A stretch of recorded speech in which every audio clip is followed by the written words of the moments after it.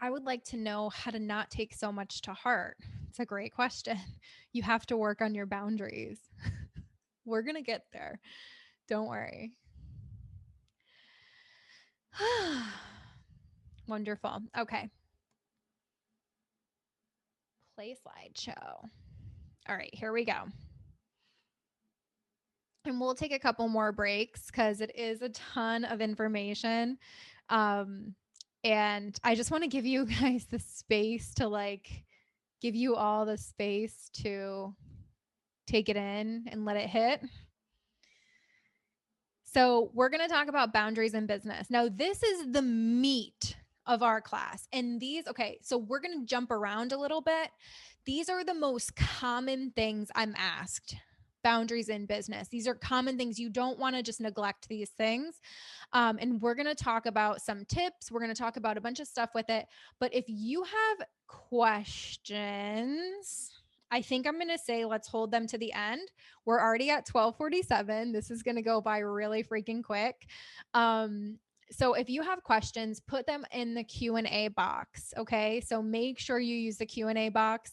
Chat box, I'm going to ask you guys to use during the processing time. So I'm going to say, okay, now take a few minutes and think about what you'd like to change.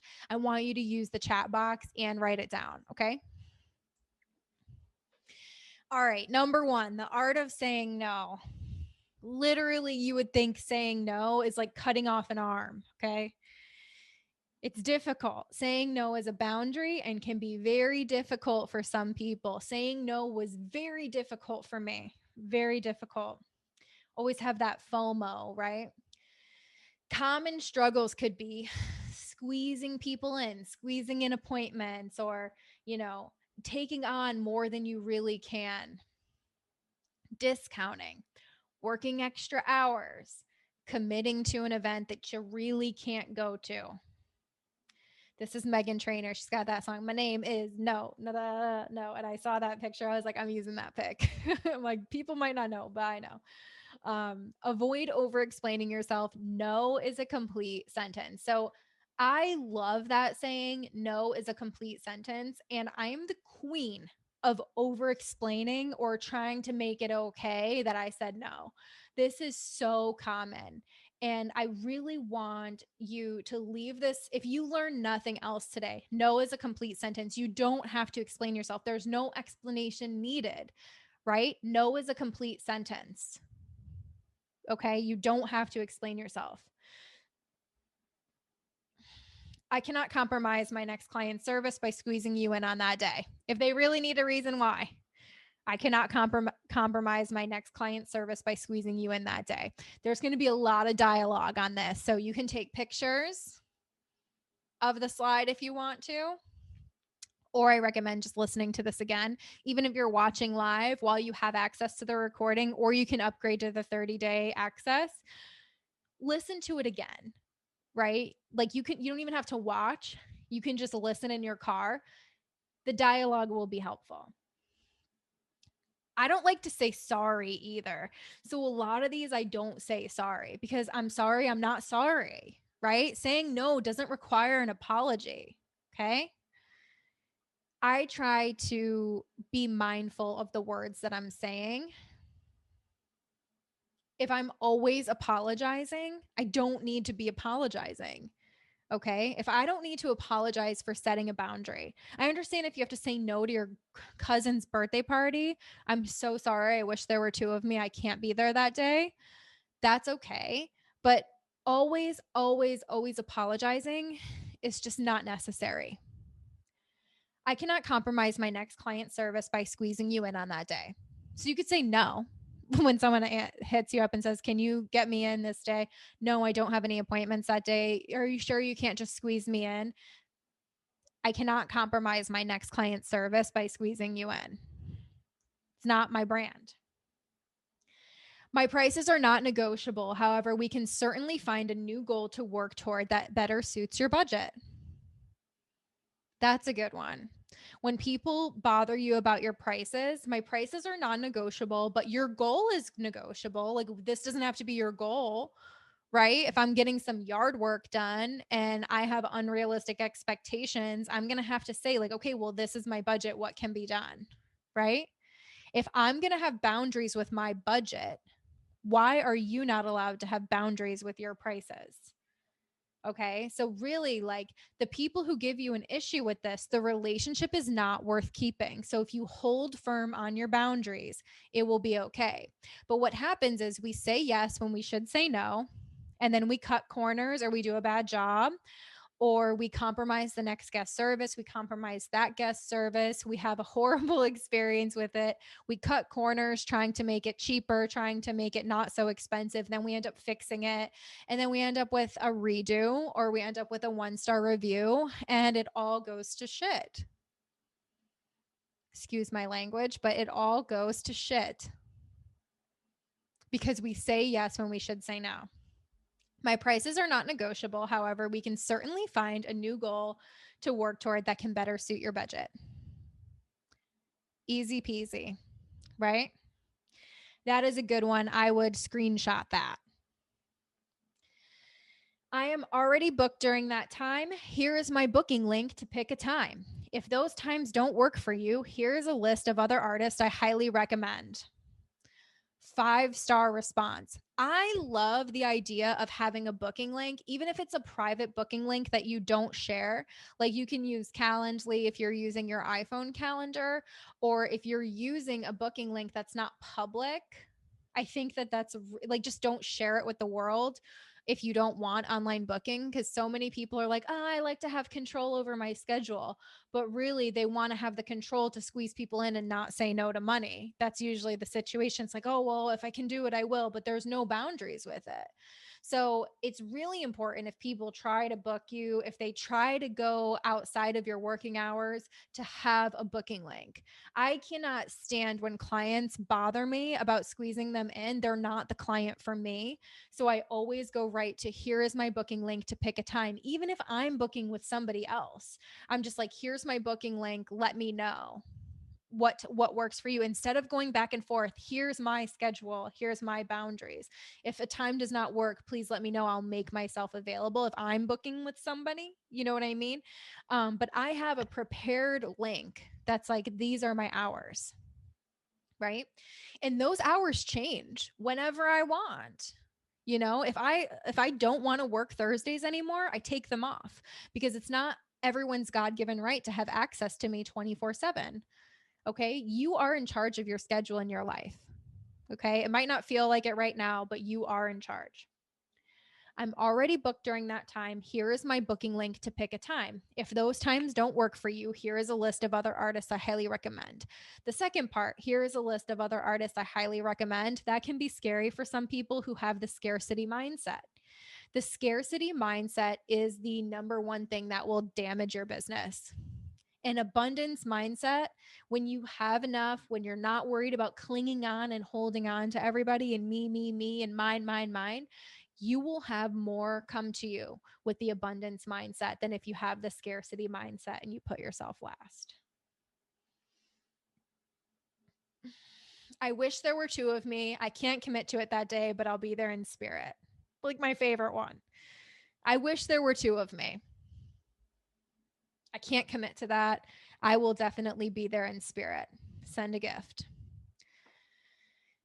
I do say no to a lot of things. And I feel bad. I have FOMO. I'm like, well, what could have been? But you know what? You have to let go of what you can't do. And you have to accept your limits as a human. I think that that's so important. Accepting your limits as a human being. Like, you can't do everything. And you might be able to do it. Just because you can do it doesn't mean you should do it. And that's where you get burnt out. Like, yes, I can do everything, but I'm not going to be happy. So there's a few kind ways to say no. You can just say no. No is a complete sentence. Thank you, but no. I'm honored, but I can't. I wish there were two of me. I can't. I'm fully committed this month. I will be there in spirit. And if you need a few ways to say no, check out the article 21 Ways to Give a Good No. This was a really great article, and I attached it in your resources for you. Really good stuff. So you have homework. I love this homework. You're going to have homework from this course, and only you will know if you did it. This is a one-time course, so only you're going to know. So it's really holding yourself accountable. I can't be there to hold your hand unless we do coaching, or if you join Mastermind, I can be there a little bit more. But, this is up to you. You need you to say no 5 times this week. Just say no. Hey, can you shampoo for me? No, I can't. Why? I can't right now. If your job is a paid job to shampoo for somebody and you're clocked in, it's a little bit different than helping out all around, right? Can you work for me on Friday? No, I can't.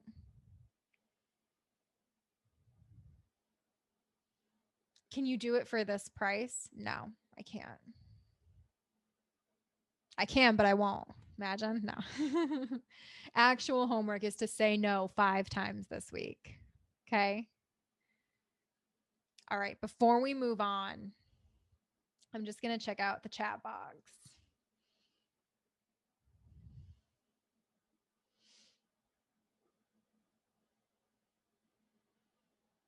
My coworkers are going to hate me after I make them listen to this.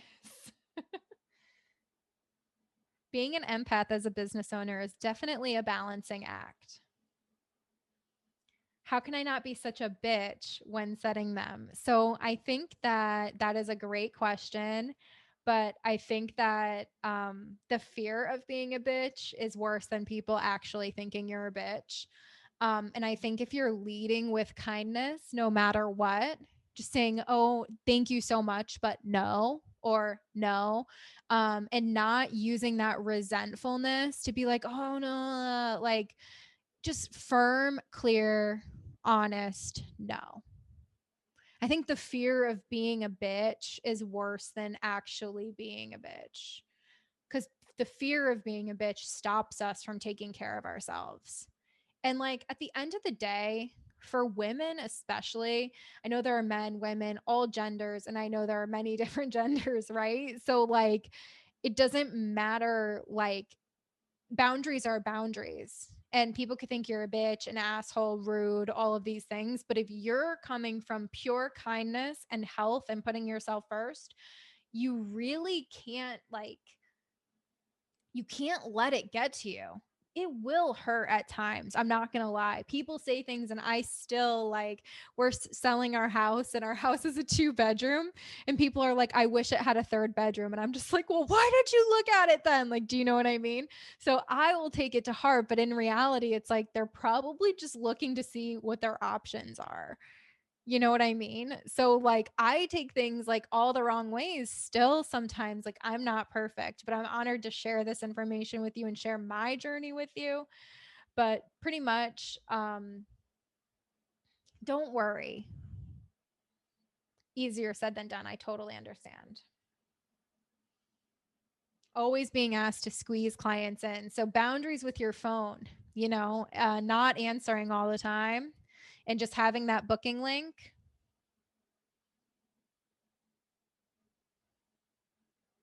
I'm glad you guys like it. Oh yeah, I love having the booking link. It is so key. It's just a great answer. Like I'm not going to go through my schedule and go back and forth with people. Like here is my booking link for my professional services. Here's my booking link. I'm at burnout right now. A year of building the new salon and opening during COVID, being closed down twice since opening and feeling like I need to be behind the chair to ensure we have the money in our account to take care of our employees. I hit the wall. Totally can relate. I was in the same, not same situation as you, but a very same feeling of like not okay. And I totally understand. And I would consider taking a break, even if you think you can't, figuring out a way if possible. Mastermind members, I'd love for you to post on the Facebook page what you said no to and share your victories on our mastermind forum because it will really inspire others. When you guys share with me, you're only sharing with me. When you share with the group and community, you're elevating the industry. I work in a commission salon as a stylist and I need help with saying no to management. So, a great way to deal with your managers is to have scheduled time and ask for clarification of your job description and share, what you're comfortable with and what you're not and what that looks like. So, if I'm not comfortable, like, please know I will say no. And it's not because I am not being a team player. It's just not part of my job description and I'm unable to work extra. You can share that with them, but I would do it during scheduled time. Scheduled time is key, not in passing, scheduled time. I just struggle with upsetting people. I need to work on those boundaries. So if they're upset for you setting a boundary, that means that the relationship does not work for them unless you're totally under control. If that's how they feel, that is their problem and not yours. If the relationship can't survive with boundaries, it's not worth keeping. You have to take care of yourself. My biggest issue is when clients don't pre-book all the time and we're sitting there face to face at checkout and they say I can only do after 4 hour Saturdays and I feel like I'm there all the time. That's my hardest issue. So you could just give them your booking link.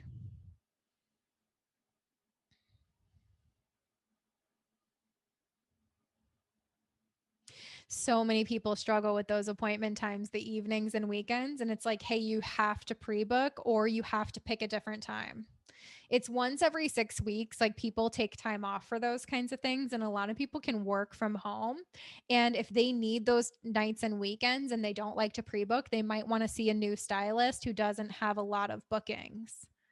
Right. So if their time is more important than anything, maybe making them a recommendation to a newer stylist.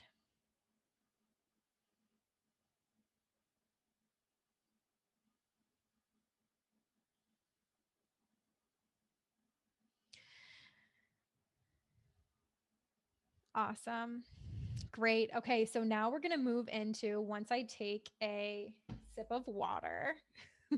I've been talking since 9 a.m.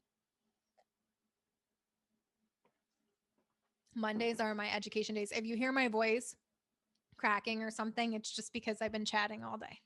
Mondays are like my big education days. So number 2 is clear written agreements in business. So this is like my favorite thing because you cannot expect people to read your mind or know your business. So many of us are just like, don't they know this? Blah, blah. No, nobody knows. Nobody cares. You have to remind people of your boundaries and your limits. Okay. Nobody is going to read your mind. Nobody knows your policy. People don't know your cancellation policy unless you are relentless with communicating it. Okay. Unless you have an written agreement, right? They don't know. They can't read your mind. Okay. If you have had the same issue or miscommunication multiple times, you probably need a system around these things. And a system can be a written agreement and how that agreement is communicated and how you hold yourself accountable. That's it.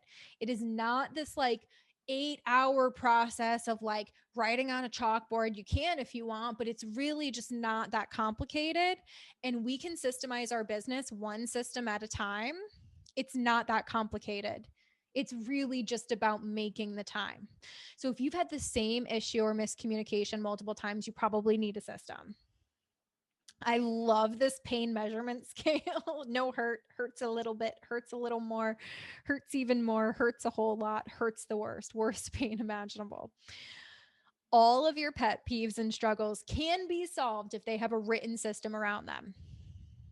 I want you all, if you listen to me on Clubhouse this morning, you know I'm having trouble with my pronouns. I keep saying you guys, and I'm trying to break myself of the habit of saying guys and having more inclusive language. And not just for pride, but in general. And you'll hear me mess up and correct myself. And I'm not perfect, but it's just funny because I'm going to keep correcting myself. Okay. Anyways, so all of your pet peeves and struggles can be solved if they have a written system around them. I want you all to use the chat box now and write all of your pet peeves in business. Just start writing your pet peeves. Just start writing them all. I'll post the chat in your course content as well, but Put all of your pet peeves when it comes to your business in the chat box. And these are going to be your systems. This is going to be a way for you to create systems. And you can go back into the chat box after you're done listening and flash forward to this point. We're at about 1:06 p.m. So we're about an hour and 6 minutes in. So you'll see pet peeves, and this is going to be your cheat sheet for all the systems that you need. So if a client say someone writes client shows up 15 minutes late. Client shows up 15 minutes late. What happens? Okay, client shows up 15 minutes late. They get the same warm welcome. Everything is great. You bring them over and you just say, "Hey, Sally, I'm going to do everything I can to make sure we get your complete service done today. However, I might not be able to blow dry because we're starting late. I hope that you understand. If possible, I will pass you to my assistant, or I will have my assistant John blow dry you to make sure that you get the whole service. If he's available, we're going to do everything we can to provide the best service. But since we started late, I just can't guarantee it." Right. So a system is okay, a guest shows up late. We don't passive aggressively text them and say, like, where are you? Or using text to communicate these will always be misconstrued or taken the wrong way. Okay. So just be careful. And we'll talk about that in a little bit. Stop complaining about these problems and take the time to troubleshoot and solve them. So instead of taking everything the wrong way, taking everything to heart and having the same problem over and over and over and over, simply schedule the time to work on your business. Work on your business. So many of us are stuck working in our business, overbooking, and we're getting that fast cash now, which is great. Everybody loves cash. 877 cash now, like I always say from that commercial. Like we all love cash. I love cash. Okay. I love money more than the next person. You know what I mean? But if I'm having this, I like my peace of mind more than cash at this point. And there's going to come a point where you're so burnt out that the money doesn't even matter and you have to take time and take care of your business. Okay. So take the time to do the system. So, what that might look like is taking the time to block out 3 hours of your time and create a new system around cancellation policy, create a new system around booking policy, create a new solution around last minute cancellation, or I think I already said that, but when a guest shows up late, all of these pet peeves, create a new system. And what that looks like is you think about what happens, then you think about how you respond, and then you plan the conversation. Oh, if the guest says this, we do this. If the guest does this, we do this. And we just look at it and come up with a plan. Right. And it's not as difficult as it seems. But one of the big things I want you to think about is not communicating these things via text, because text can be so impersonal. So, phone call is great. Text is, oh, I just hate texting because people take it the wrong way and it totally lacks boundaries, especially if it's a your personal phone you're texting them to. It's just total direct access, like they're your friend. And I really don't think that's appropriate when setting boundaries. When I do someone's hair, especially my friends, I say, don't text me about your hair. Like literally, if anything, text me that you need something and I'll set up a call with you, but don't send me a paragraph about your hair. Like, I don't know, right? We'll talk about that too. So, common struggles that people deal with when it comes to written agreements and having things in writing are culture contracts. So, basically, salon owners are like, why don't they act this way? Why don't I have this culture? Because you don't have a culture agreement. So, the culture just happens because they're going to create the culture or you're going to lead them to the culture of your dreams. Okay, we'll talk about that. Your culture contract. So I'm working on a culture contract for the network. This is something new. We have a great culture at the network, but I am working on really ironing it and honing in on the culture that we have and having it in writing, because we're adding 10 more chairs and I really want everybody who comes in to be clear about the culture because it's so precious. I don't want anything to happen to it. So I started a culture contract and I have a culture contract template, the template that I used in your course content. Okay. So you'll get all of that. I think you should upgrade to the 30-day access because you have a lot of work to do. But that's totally up to you. Culture contracts, cancellation policies, no show policies, change or redo policies. There's so many different things that can go wrong. All of the pet peeves you guys are sharing, you all are sharing, I'm sure. I can't wait to read them. They're probably going to inspire me to have all new classes. I can do a class on one of these slides. Like I can do a 2-hour class on just one of these slides, I'm sure. Return policies, all the things. What happens if a guest brings back the shampoo and conditioner and they don't like it and it's been used halfway? Right? What happens? Right? So thinking about all of the things that can happen and having a system for it. Let's take a moment and write down at least 3 challenges in your business that need a system. So write them in the chat box now. Ready, set, go. And I want to read what you all have written. I'm so embarrassed for my pronoun mess ups, but that's okay. I'm really working on it. How do I check out? Oh, share screen. All right, chat box. Here we go. All right, let's read.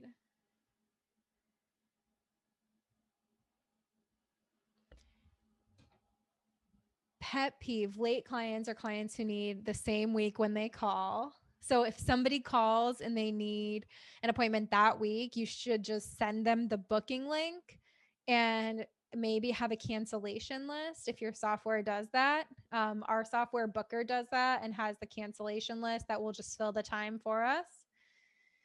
Late clients or clients who need the same week that they call, clients not booking and then whining when I'm booked solid for weeks. So the fact that you listen to the whining is a boundary violation. Like I wouldn't even, I would just send them the booking link. Be like, oh, if you're not going to pre-book, here's my booking link. And then the way they access you is maybe email. How I do my bookings is through this link or pre-booking in person. Clients being late, clients being rude. So, what is rude and what is the boundary of not taking them as a guest anymore? Not working with excellence, bringing in a bad attitude through the front door. So, what is the system for if a team member is not fit to be working that day? Right? If I have a team member who is not okay, I will bring them aside, pull them outside of the salon or into my office or somewhere. And I say, hey, what's going on? You don't seem yourself. Or, hey, I can tell something's off. What's up? Give them the space and just share, okay, I'm going to have you go home today. Right? And having a system, always having a stylist available is a great system in the salon because something can always happen. A stylist can call out sick. All of those things can happen. So always having a stylist available is super key. Clients rushing me through the service. So unfortunately, if I can't do this the right way, I'm not interested in doing it. Client scheduled for the wrong service just to get on the schedule, but expects to be fit in. That would drive me insane. I would just be like, so you're booked for a haircut today? And no, I can't do. I was in a very wealthy town in Connecticut getting a haircut because I was doing research.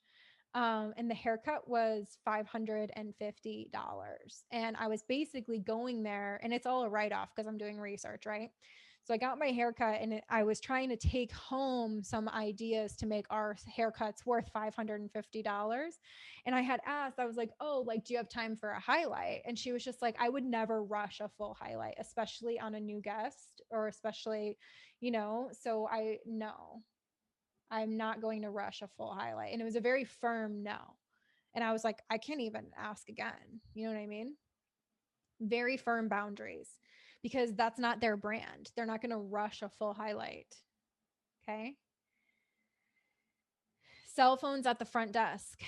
I literally say to my team, I always have a problem with cell phones with new people. And then I never have a problem because I will share with them if you put the phone away, put the phone away.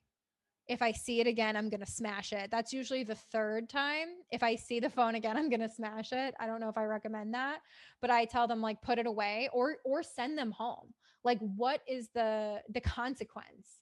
Like this generation of people that we have like need consequences. Like being the cool boss, being the cool whatever, they need consequences. And if the relationship doesn't survive a boundary with like, hey, there's no phone while you're behind the desk, it's rude.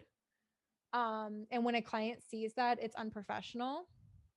Super important to say that and to have those boundaries and systems. And part of the culture agreement can be no phone, right?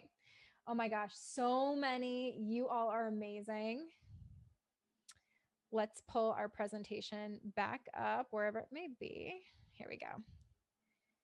Awesome. And we'll keep going. So it'll be good resource for you all to have those um, pet peeves that you can look at and be like, oh, I forgot about that. And you can make a system around it.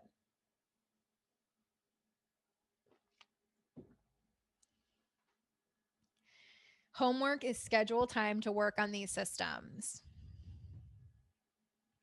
Schedule a few hours to work on your business. It's crazy not to. Number 3, let go of what is no longer serving you. This is hard. Just because you can does not mean you should. Sometimes you have to let go of projects and tasks to move forward. I love this analogy. So think about a tree letting go of all of its dead leaves every fall, and then it goes through a dark, uncomfortable, freezing winter. Everything looks dead, and then emerging with new life in the spring. It could not do that whole process if it did not let go. During that winter, inside the tree, growth is happening. You just can't see it.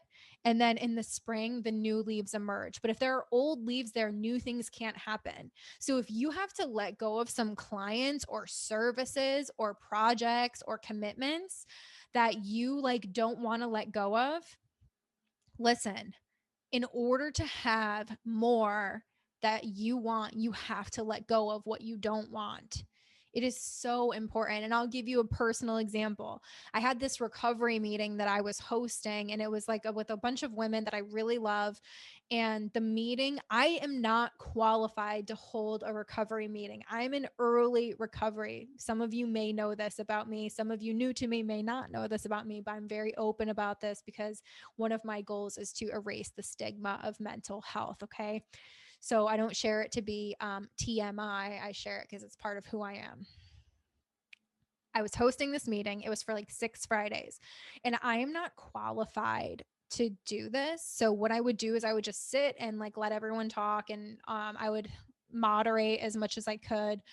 But the meeting would turn into a bitching session. And every time I got off the meeting, I felt horrible.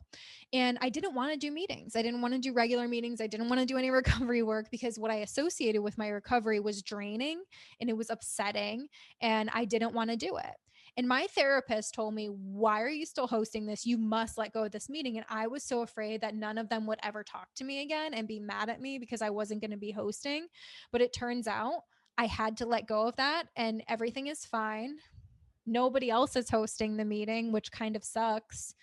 Um, I go anytime someone hosts it, but I do not host it because I can't and I don't want to, and it affects my recovery. So, in order for me to have my recovery, I have to let go of that one meeting. Does that make sense? I hope so. It is so important to let go what is no longer serving you. If you have clients in your books who don't appreciate you, who drain your energy, who upset you, who are doing the services that you do not need to be doing, that are booked in the middle of your day, that don't allow people to book the services that you want to be doing, you need to get them off your books. You need to let them go, and you will have so much more. Common struggles with this, letting go, working in your business instead of on it. Okay. Really important to work on your business instead of in it. Okay. So if you're working in your business, it's hard to let that go and work on it because you're afraid, if I'm not doing all of these things, I'm going to lose money. Totally understandable. But if you work on your business and help your business grow, you're going to make more in the long run. Hiring people to wear some of your hats. Some of us are super controlling about marketing, could be about graphic design, could be about all of these things, maybe your website that you're spending all of this time doing that you're not the expert. You need to hire somebody, right? You have to let go of some of these responsibilities and get it off your plate. Changing and evolving your business. Sometimes the business model we have is not the business model that we need. Letting go of your old ways and changing. Common struggles. What are the things that you need to let go of? Take some time and write them in the chat box.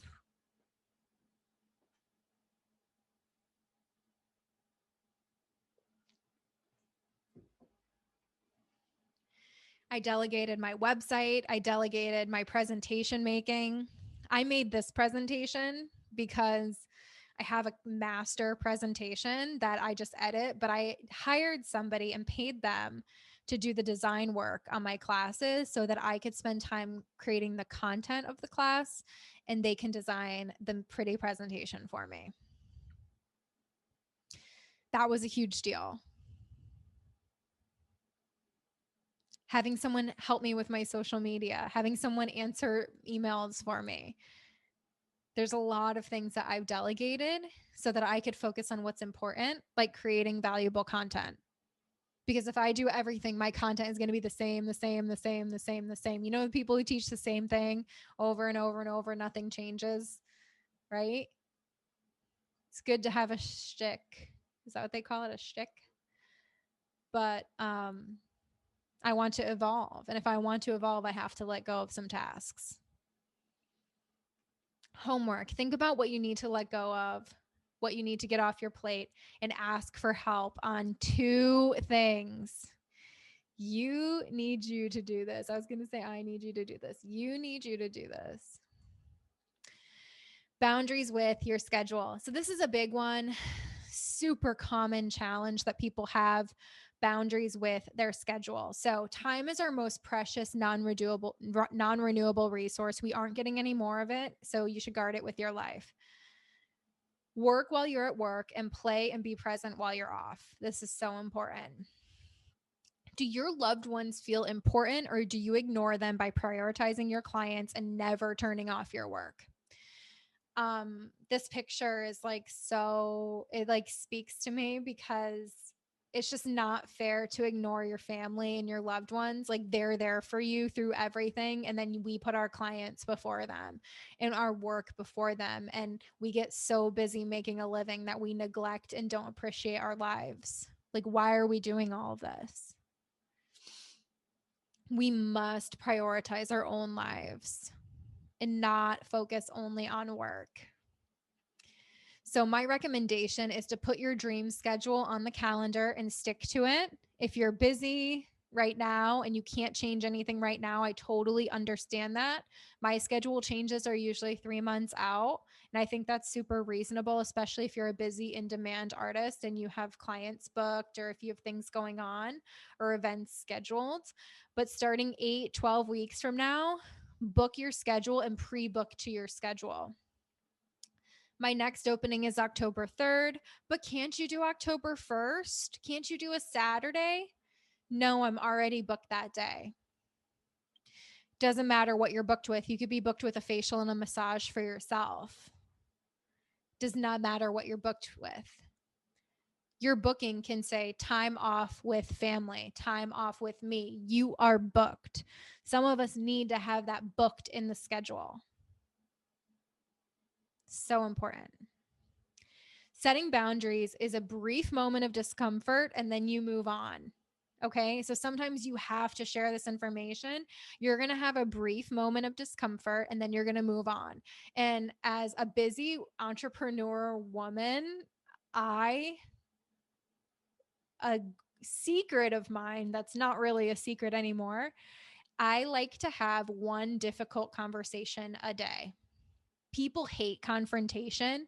I honestly embrace having one difficult conversation because it makes me a stronger, more boundaried woman.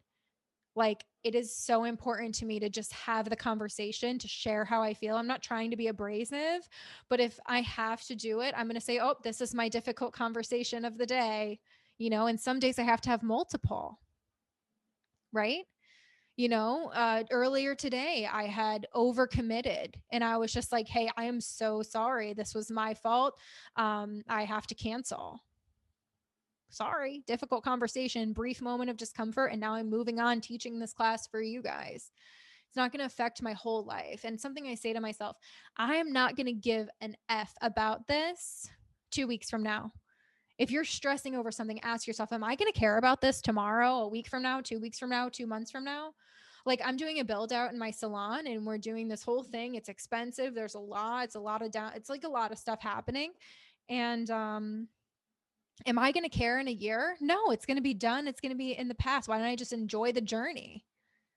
You know, it's okay to have feelings and emotions. Totally. I get that. But like, how hard are we taking that brief moment of discomfort? Are we suffering because we want to suffer and we want attention? Or are we suffering because we're really in pain? All right. Really important. Your homework on this one. Your homework is action steps if you haven't figured that out. Create a list of all of the work you find yourself doing at home. So if you're working 40 hours a week, that's your goal, and you're a business owner, you should be providing services, if you're a service provider, 80% of the time. So if you're going to be working 40 hours, maybe 35 hours, you're going to be providing services, and 5 hours working on your business, answering calls, handling bookings, but you stay within the 40 hours.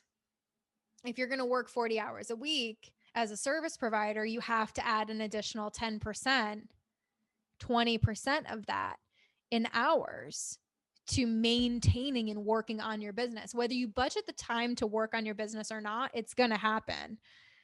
Whether you're cleaning up your mess or taking care of what needs to be done. So create a list of everything you find yourself doing on your personal time. It could be editing videos, it could be doing social media, it could be answering clients, it could be all of those things that just take up your mental space. And I want you to refer back to that list during your work time and knock things off. And if you find that you have no time to knock those things off, so you do them outside of your working hours, you probably need a price increase. And you need to evaluate and look at your business so that you have service hours and office hours. It is a common, normal thing. And the challenge that I find with most independent artists and independent service providers is they are a service provider and then they go into their own business. They have no clue what they're doing. So they don't manage themselves, and they don't thrive on independence. They need structure, but they don't give themselves structure. And I always say, you have to run your business, you have to manage yourself, or nobody else will. And they wonder why everything's a hot mess and a disaster, because they're not managing themselves. Like, you have to manage your time. People go into being independent and having a business for freedom, flexibility, independence, and financial growth, but they end up getting stress, anxiety, fear, pain, uncertainty, and all of those negative emotions because they don't have boundaries with their schedule. One of the most common things is the schedule. So create a list of all the work you find yourself doing at home, refer back to that list during work time and knock things off. Be more productive at work and make the most of your time. Commit to a work schedule and stick to it with office and service provider hours if you are a service provider. If you're a busy business owner like me and you don't provide a lot of services, you might have to delegate, hire people, and be very mindful of your time. Say no to working outside of your schedule unless it's crazy not to. So I put that on there not to discredit the whole section, but there are some of us who have to work a little bit harder. If you're under 3 years in the beauty industry, it's not shocking to me if you work 50 or 60 hours. Because if you want to live like no one else, first you must live like no one else. But there are people who will not work like that, and they will have an ordinary average career, and that is fine. But if you're looking for an outcome of X, Y, and Z, a lot of the time that does not happen 30 hours a week. You have to work harder, you have to work more. Sometimes someone like me, I might get an opportunity that goes against my boundaries and goes against my hours, but it's a crazy opportunity for my business. So I'm not going to say no if it's something that's going to grow my business, get my message out there, and it's a once in a lifetime type of thing. Like, I'm going to say yes. And I highly recommend, if you're under 3 years in the industry, that you say yes to every opportunity, that you work on your days off, that you take the time to educate yourself, that you say yes to classes. And those things should be filling your cup with education. If not, you might not be in the right place. It is hard though. Sometimes you shampoo hair for 2 years until your hands are bleeding.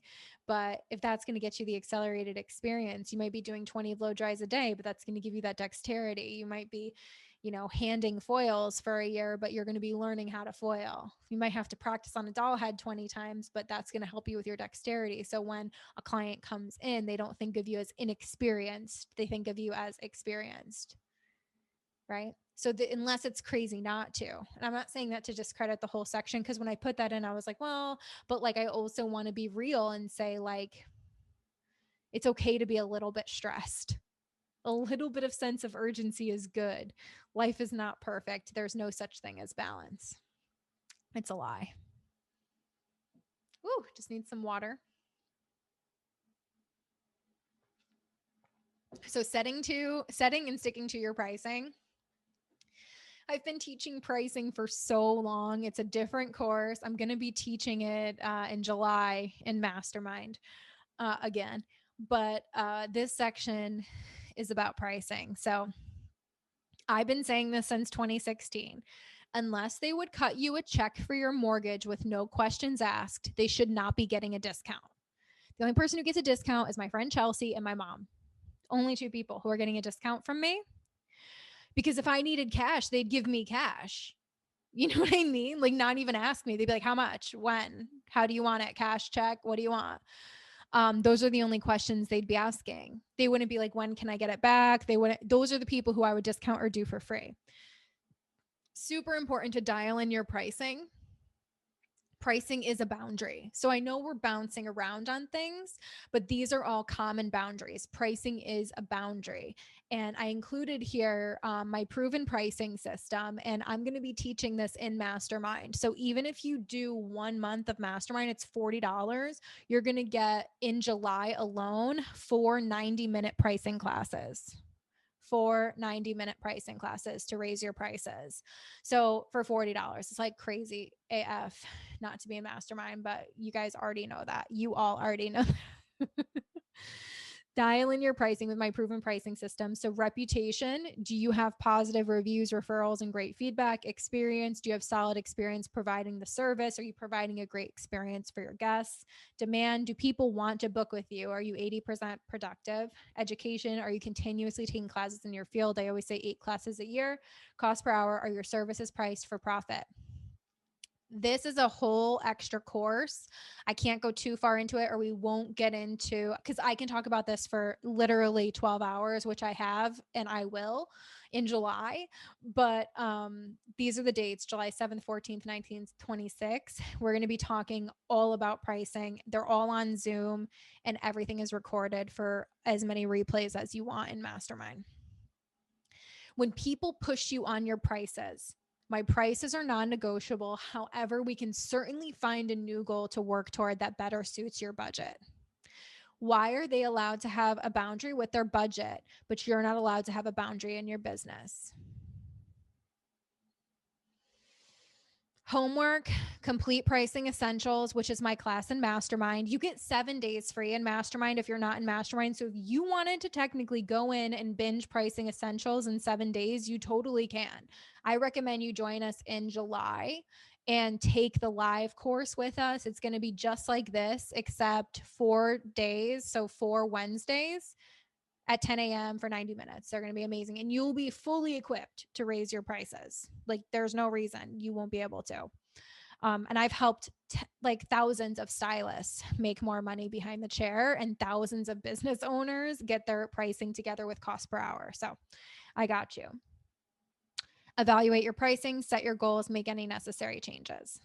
So number 6, this is very common that I get from salon owners and stylists who are very experienced, or any business owner, artist who kind of has like 2 different books of price. You know, like they say like, oh, we keep a separate set of books, like a mob wives thing. They keep a separate pricing for loyal long-term clients. And I love that. My mastermind people are like grandfathered in at $20 a month. Totally understand that. My business model is a little bit different. One day, maybe I raise my price for everybody, but at this point, it's kind of a different business model. But if you're one person and you only have 35 hours to sell every single week or 40 hours to sell every single week, if that's all you have, you can't afford to charge some people properly and other people not. I have an artist that I work with and I'm coaching, and they raise their prices for new people, but all existing people have the same prices. So they double book themselves and triple book themselves and provide this experience when they can provide this experience, but they have no choice but to provide this experience because they refuse to raise the prices for everybody. Right. And that is so common, the fear of losing loyal long-term guests. But if they're loyal and long-term guests for this long, they're not going to leave. And if they do, it's because the relationship is based on you not taking care of yourself. And the relationship is not worth keeping.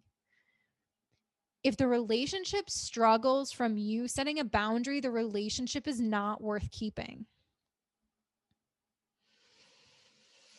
Here are some tips for raising your prices. Have your pricing written down and communicated clearly in person and online. If you don't have your pricing written down, if nobody knows, remember we were going back to people can't read your mind and they don't understand your business unless you tell them. You need to have your pricing dialed in and written down. Menus, online menus, written menus, even a receipt that says, oh, this is the price. And even if you're discounting, it should cross out and show the discount amount and they will see the discount.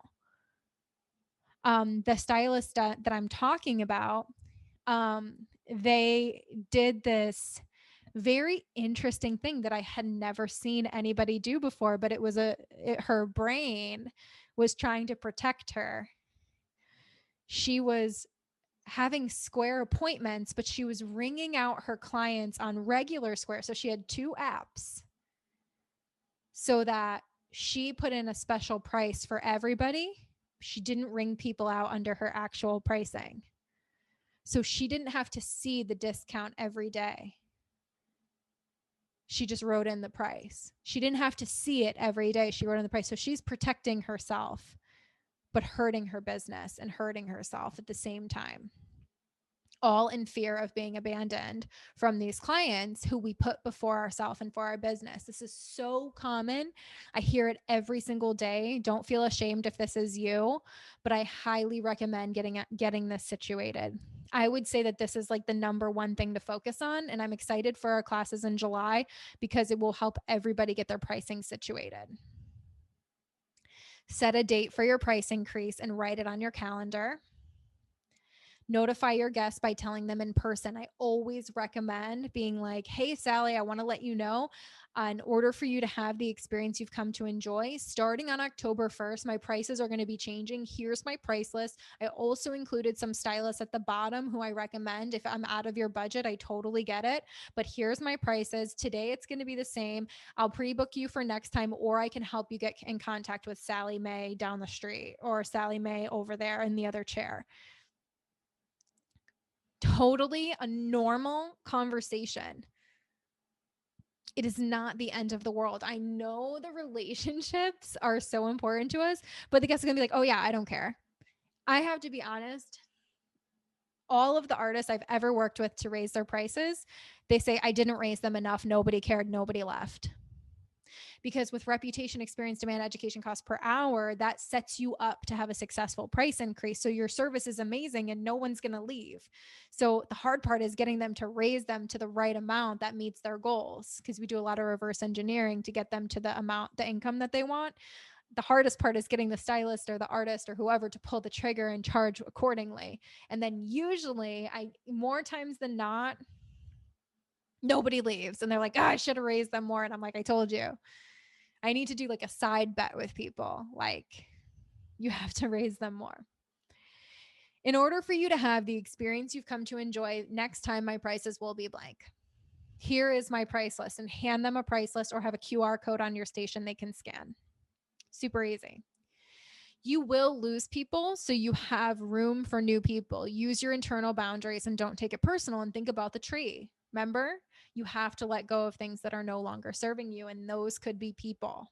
Most of the time, they are people.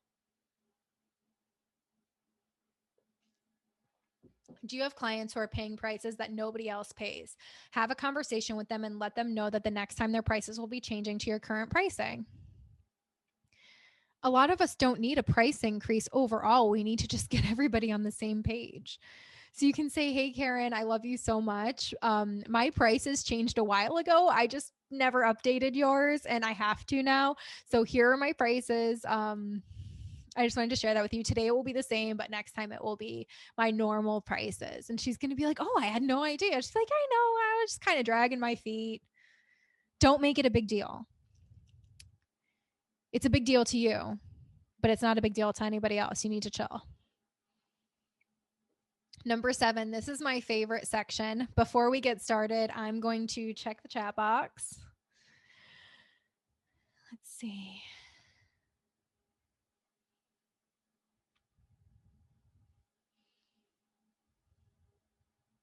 Oh my gosh, so many. You guys are amazing with the chat.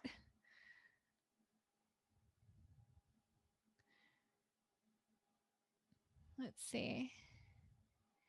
I need to even out my prices and raise them. Chronically reschedule, sometimes rescheduling the same appointment multiple times. They do this within my cancellation policy, so they're technically doing the right thing. It just creates more work for me to fill that time. If people do that all the time, it's usually a few guests, maybe like 1 to 5 guests out of 100.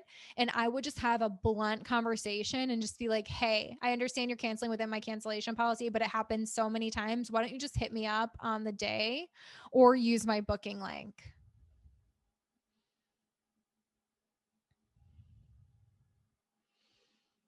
No, the $550 haircut was not priced. Well, it was like location. It was in Greenwich, Connecticut. It's very ritzy, but I was really trying to find out what we could do to bring that experience to my salon, Gina Bianca Hair. And I went once a month to a crazy price salon, and I would write it all off as research, and I would come home with a lot of good ideas.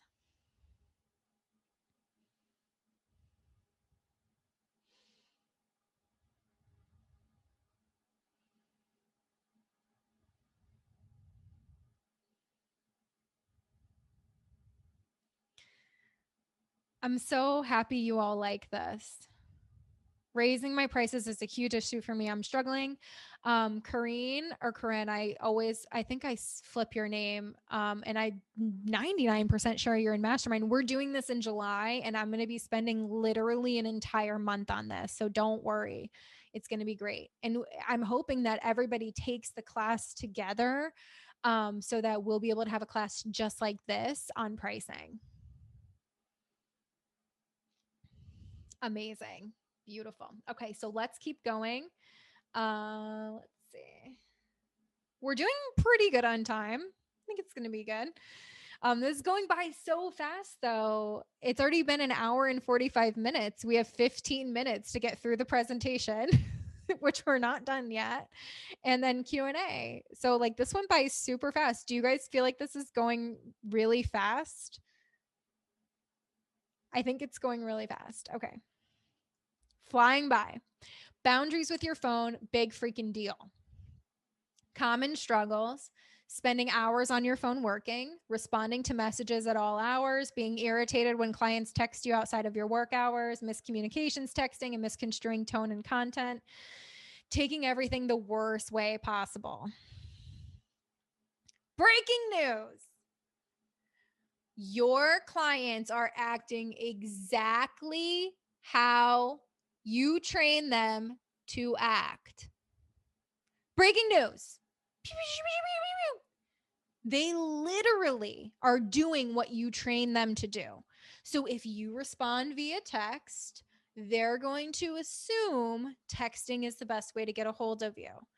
If you share with them your booking link, they're going to assume your booking link is the best way to book you. If you tell them point blank how to book you and hold your boundary, they will learn. It's like training a dog. Not saying your clients are dogs. I'm saying it's like training a dog. You need repetition, you need to be serious. It's like so important to follow through and hold yourself accountable. It takes work. Share your preferred communication clearly with your clients. This is how I prefer you reach out to me. This is when I respond to messages. This is what I can discuss via email or text. This is why.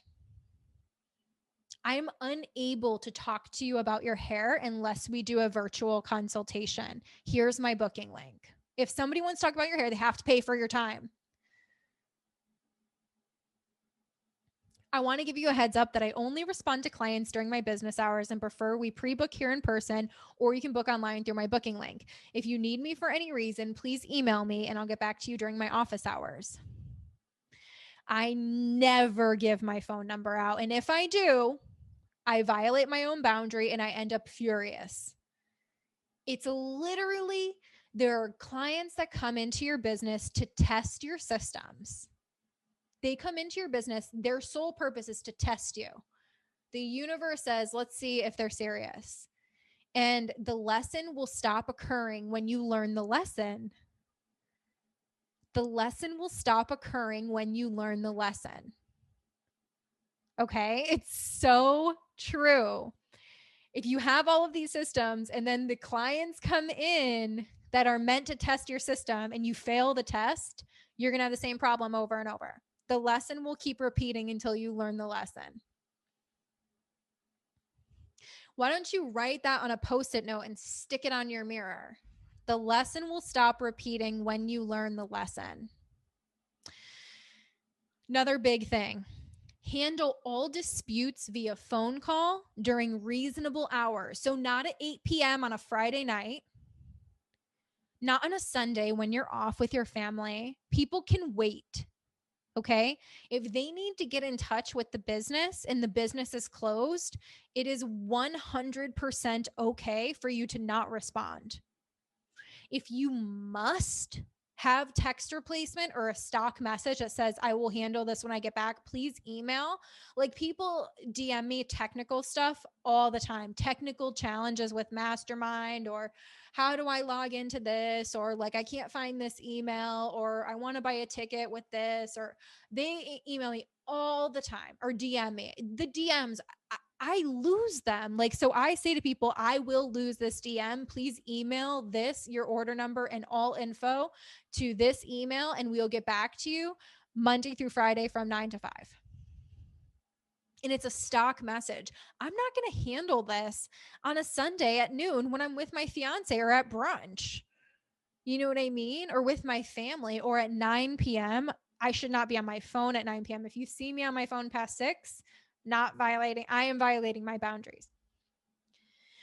Do not handle it through text, because some clients are absolutely crazy and will screenshot everything that you say and post it on a bad review. This happened to me while I was on vacation. I had a client going nuts about her hair. And I was like, hey, I'm on vacation right now. I can't respond. Can this wait until I get back? And she said something really rude. And I was like, honestly, like, I haven't had a vacation in over 2 years and you're really stressing me out. Like, can you please just wait until I get back? She screenshotted that, put it on Yelp, and then Yelp made me pay $25 a month to rearrange my photo so that that freaking screenshot wasn't my cover photo on Yelp. It was such a nightmare. And like, honestly, I hate doing things through text. I know sometimes it happens, but it's a rookie mistake to handle things through text because they will screenshot, and it's way easier to just talk to somebody on the phone. Here are some more ways to set boundaries with your phone, and please be mindful of the art. I love the art that I found for these. They're beautiful photos and they are so relatable and so powerful, a lot of these photos. Turn off your phone at least 2 hours before you go to bed and let the day go. Major key, 2 hours before bed. And that might sound like generic advice, but it's life-changing advice. If I'm on my phone, I won't sleep until 2 hours after I put it down. And if I'm on my phone past 7, 8, 9 late, it's just not going to happen for me. It's not good. And I have a horrible time sleeping and I don't get good sleep.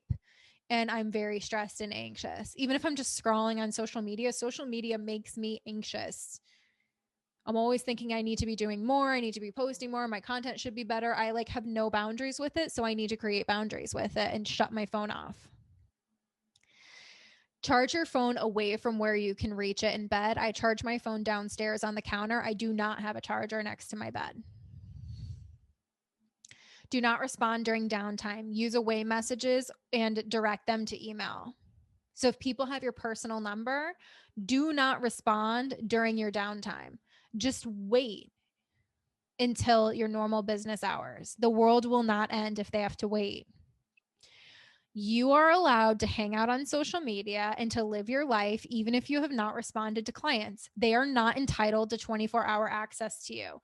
They will treat you the way you train them to treat you. Do not respond. I put this in red because I think it's really important. You are allowed to still go on social media. You don't have to hide because you haven't answered DMs. If you feel like you have to hide, it's because your boundaries aren't clear and your systems aren't clear. If you have to say something, you can have a text replacement. And if you don't know what text replacement is, I'm going to put it on your course content. Text replacement tutorial. It's basically where you can type like TTT and a blurb will come up, or RRR for response. And then a blurb will come up that says like, hey, you've reached me outside of my normal hours. Please email me at this and I'll get back to you by this date and time. If they have a problem with that, if the relationship can't survive with boundaries, the relationship is not worth keeping. Turn off all notifications unless they are absolutely necessary and schedule time to check notifications, emails, and DMs. This is really important. I have no notifications on, even text. If I had text notification, like I get so much activity on my phone, which I'm super grateful for, but like if I have the notifications on, I would literally lose my mind. So I have no notifications on, and my phone's always on do not disturb, and the only people who can get a hold of me are my manager and Steve, pretty much. And I schedule time to be on my phone. I still am on my phone too much, and I still get sucked into TikTok and Instagram and Facebook and the news. Like I still am not perfect, but having notifications off really, really helps so that I'm not totally attached to my phone. And I love this picture because it's the same thing as being chained to your phone, being chained to a pole. Delete time wasting apps that are unnecessary. There is no need to have some of these apps on your phone. I love this picture. It's like so powerful. Like there's a bird there, but we're staring at a cell phone. Schedule social media and phone breaks. Take breaks daily and for at least 24 hours every week, longer if possible. So I like to let my phone die. So if I've been on my phone so much that it's dead, that means I should not be on it. So I just let it die. And everybody who knows me, if there's an emergency, can contact Steve or they know where I live. Nothing else is that important that I need to be getting a hold of. And if it was, they would call Steve. So I like to let my phone die. And then on the weekends, I really like to lose my phone. Like I like to leave it in my glove compartment or just leave it somewhere. And I feel so much better not being on it. I am a different person not on my phone.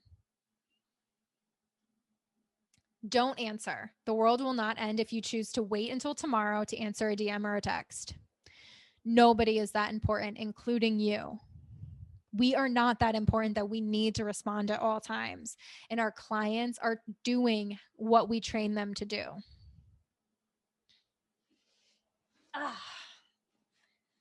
We're just moving right along.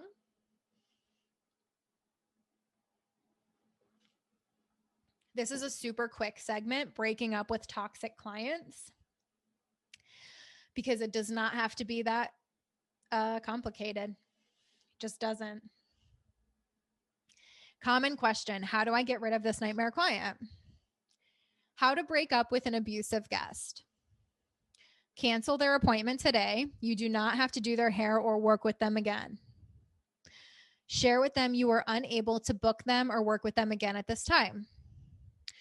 There is no reason necessary, but if you'd like a reason, make one up. Keep your decision short and clear. Do not over explain. Stop responding and block on all platforms. Thank them for their business, whatever. So if I have an abusive guest who never likes their hair, who's constantly bothering me, who's never happy, who argues with me on price and all of these things, and I have them on my books, if I have online booking and that's how they book, or if they get in my book somehow, I'm going to cancel their appointment if they're abusive. Like if I am not okay doing their hair, I'm going to cancel the appointment right now. On the next one, it says how to break up with a non-abusive guest. I say cancel their appointment with at least 2 weeks notice. Like if they're booked within 2 weeks, just see them again and tell them in person because it's not that big of a deal. But when it's an abusive guest, it's a little bit different because you do not have to do their hair again or work with them again. They're not entitled to you if they're abusive to you, if they violate your boundaries, and if you don't feel okay doing their hair or taking care of their business. Okay.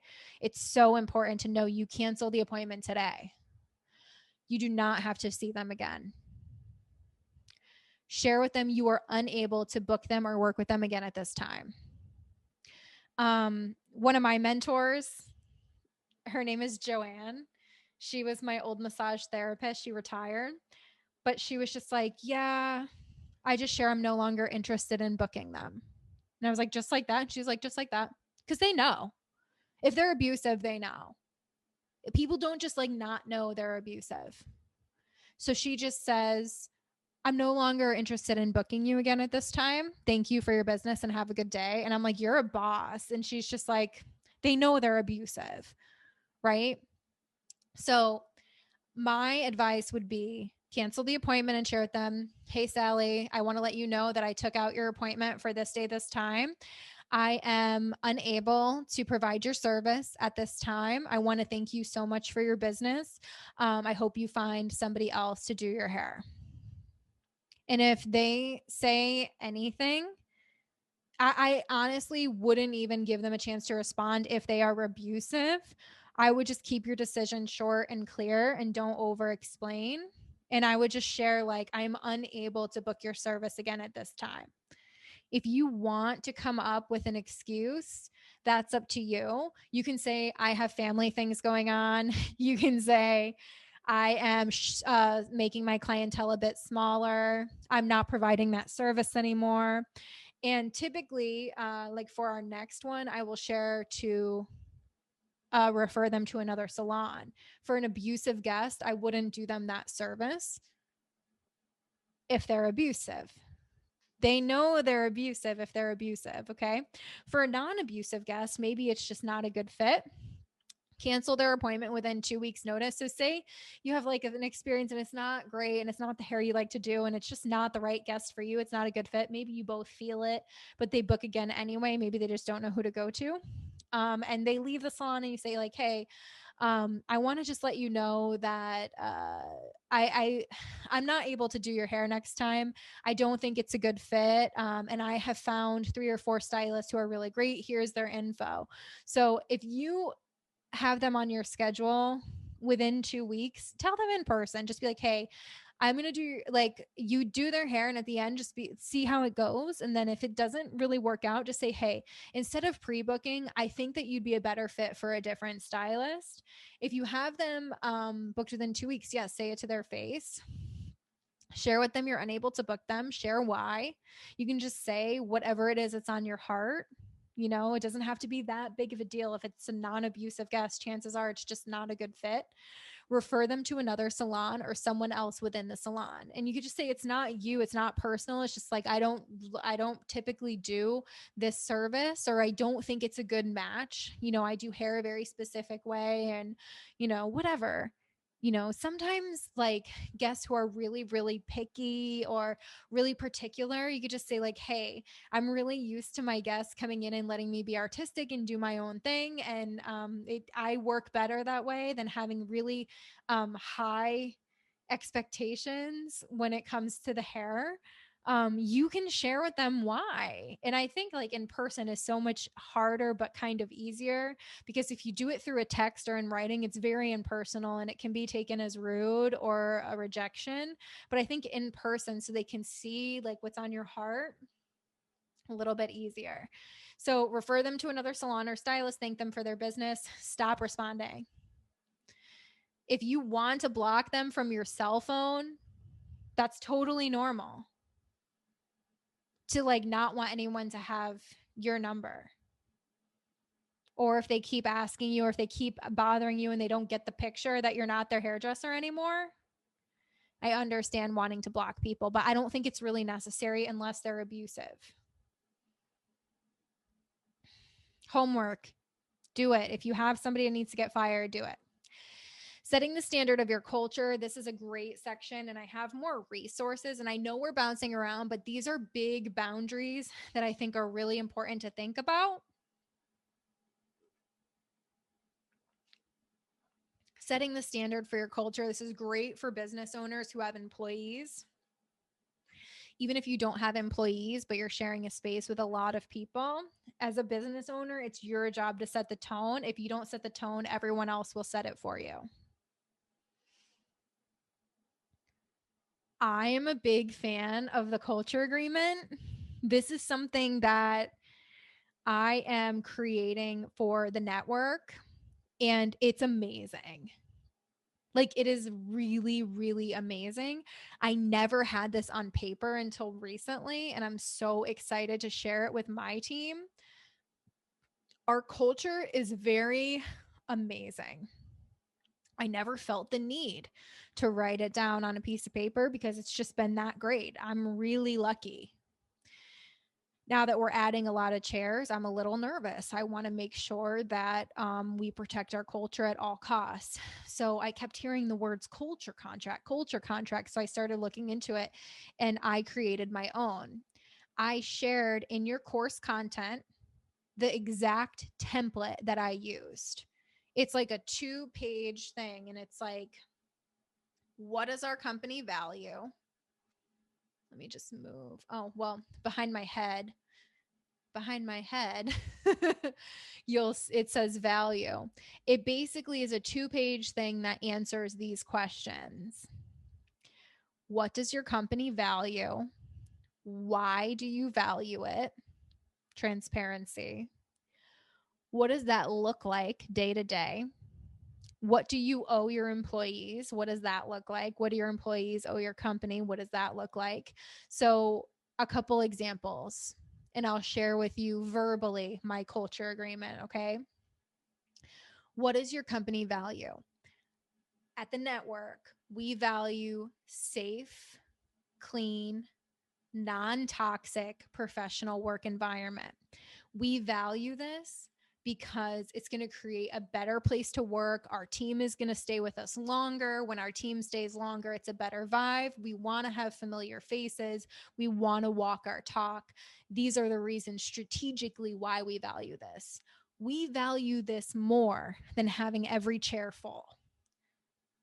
Very important to describe what you value it more than, and that's on the culture agreement template I have for you. What does that look like? So that might look like great communication flow. It might look like people keeping the salon clean at all times. It might look like holding everybody accountable for cleaning up after themselves. What do we owe our employees? We owe everybody a clean environment, professional environment, and list what that looks like, what you owe your employees. Then you list what that looks like, and then you list what they owe the company. Paying their rent on time, cleaning up after themselves, making sure they provide a great guest experience, making sure they're professional at all times, making sure they look the part at all times.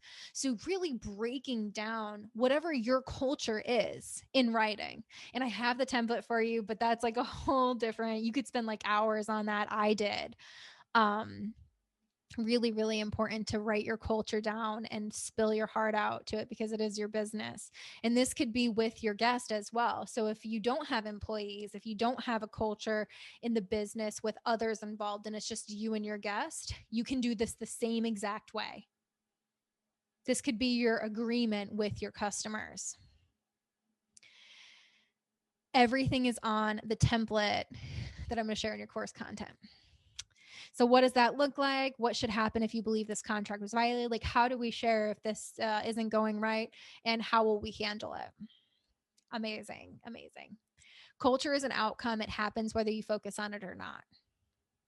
It's an outcome. It's going to happen whether we focus on it and put time into it or not. So if you're not paying attention to your culture, culture is still there. It's just not the culture that we want a lot of the times. So your homework is to start the process. Open a Word document and spill your vision onto paper. Open a Word document and start. I swear that is the hardest thing. Like, I literally was talking about this morning about my bike. I love riding my bike. And for some reason, for almost a year, I haven't been on my bike. Since it started snowing, I did not go on my bike and it just sat and collected cobwebs. And I'm just like, why am I so irritated and so not doing it? And it's literally just I just have to get on the bike. And I did today. I feel great. I felt better than I feel in months. I just had to get on the bike. You just have to start the process. I don't have to go 20 miles, but I can just start. Ride up and down the road, Open the Word document and write the outline maybe. Put your name on it. Put the company name on it. Start the process. Spill your vision onto paper. Even if your vision is not what you want it to be, there's always time to change. You can have the business that you want, but you have to put in the work. So the last business boundary we're going to talk about is ending an employee relationship. Okay. Now this is really hard, firing somebody, but it does not have to be that hard. And it's just part of doing business. Can't take the heat, get out of the kitchen, right? So important. Being a business owner, you got to be able to fire people. I was going to put an old Trump picture that said you're fired, but I didn't want to trigger anybody. You are fired. Firing somebody is an opportunity to show your culture what is acceptable and what is not. I missed out on firing so many people. Do you have an employee who quit 6 months ago and has not left yet? Oh, it's the worst when you have someone who quit 6 months ago. They just haven't left. And then as the business owner, you're like, but they bring in $100K. And the rest of your team is like, why should I be a good employee when you let this slide? And the whole culture is toxic because the leader can't make the call. It's an opportunity to show your culture what's good. Leaders letting employees who are bad for culture stay for financial reasons is the number one most toxic thing you can do in your company. You are the problem. Look in the mirror directly at yourself. You are the problem if you let this kind of behavior stand. And it is so bad for culture and for business. So remember to hire slowly, fire quickly. If you have to fire somebody, here are a few questions. So should you fire them? Are they bad for culture? Have you given them proper training? So if you answer yes to all of these, you probably should fire them. If you answer no to more than 2 of them, you should probably get it together before you fire them to avoid being sued or to avoid anything weird, because it honestly might be your fault they're not working out. Again, we have to look in the mirror sometimes and realize that we have to up-level our training and to really hire the right people in the first place. Some people hired out of desperation should have never gotten in there in the first place, and that's not their fault, it's yours. Have you given them proper training? Have you given them warnings? Are you coaching in the moment, or are you holding it all in and you're just going to dump it on them? If they don't see it coming, you probably shouldn't fire them because you're not doing your job as the leader. A lot of people I've wanted to fire, but I've given them a lot of warnings after the fact. I'm like, okay, I really need to put my due diligence into this person. I can't just fire them because I might get sued, because I just been holding it all in and not giving them the proper coaching and training. And then I let them know in a conversation like, hey, listen, I've let a lot of stuff go. That's on me. This is what's expected. This is what I'm going to be doing to keep track. And this is what's going to happen if it doesn't happen. Have you given them 2 or more warnings in writing? You need some proof nowadays because you will get sued. Would the company function better without them? Do they fit the vision of your company? Are they rowing in the same direction as everybody else? If you answer no to multiple, you might have to rethink firing them and put in some work. And I always say give everybody 90 days with proper coaching and training. And if you don't feel like doing that, you shouldn't be a business owner.